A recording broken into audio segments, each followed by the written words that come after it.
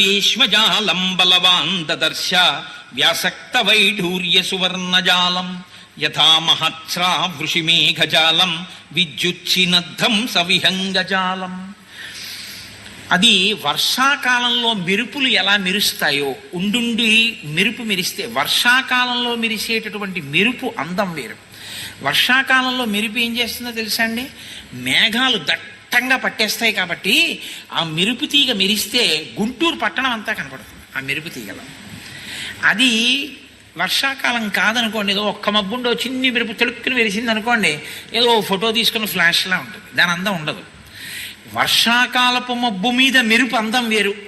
ఆ అందంలో మీరు ఫస్ట్ ఫ్లోర్ బాల్కనీలో కుర్చీలో కూర్చుని అలా మెరుపు తీగ వస్తుందని చూస్తున్నారు అనుకోండి, మీ కంటికి తుదా మొదలు ఉన్నట్టు కనపడుతుంది. మీరు ఇలా ఆకాశంలోకి చూడకుండా ఒకసారి పట్టణం వంక అలా చూడండి, ఆ పైన మెరుపు తీగ మెరుస్తుంది.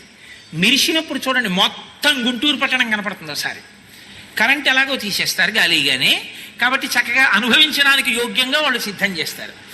కాబట్టి ఇప్పుడు చీకటిగా ఉంటుంది. వాళ్ళు చేసే ఉపకారం అదే, మీరు బాగా ఆంతరంగా ఎదగాలని వాళ్ళ యొక్క కోరిక, అందుకు తీసేస్తారు కరెంట్, మిమ్మల్ని బాధ పెట్టాలని కాదు. కాబట్టి ఇప్పుడు మీరు ఆ చీకట్లో కూర్చుంటే ఆ మెరుపు తీగ ఒక్కసారి తటిల్లత అంతా మెరిపే, కాబట్టి ఆ చివరి నుంచి ఈ చివరి వరకు మెరుస్తుంది. గుంటూరు అంతా మెరుపులో కనపడుతుంది. బృందావన్ గార్డెన్స్ వెంకటేశ్వర స్వామి గుడి శిఖరం నుంచి అన్నీ కనపడతాయి మీరు అక్కడ ఉంటే, ఆవాసం ఒకవేళ.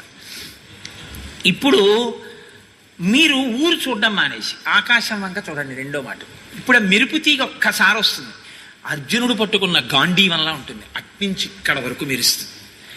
ఆ మెరుపు ఎలా ఉంటుందో మీకు ఇంకా కాసేపు చూద్దాం అనిపిస్తుంది.